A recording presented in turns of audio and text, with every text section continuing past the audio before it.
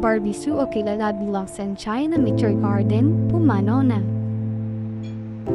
Pumanaw na sa edad ng 48 ang Taiwanese actress na si Barbie Sue.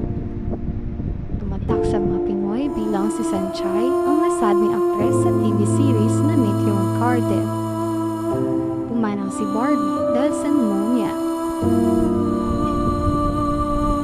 Kinupirma ng kanyang kapatid na si Bisoo ang malungkot na balita sa pamamagitan ng kanyang agent.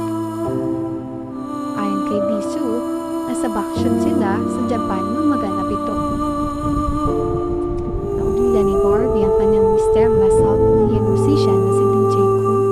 Dalawang anak ng edad 10 at 8 mula sa dati niyang asawa na si Wang Xiangfei.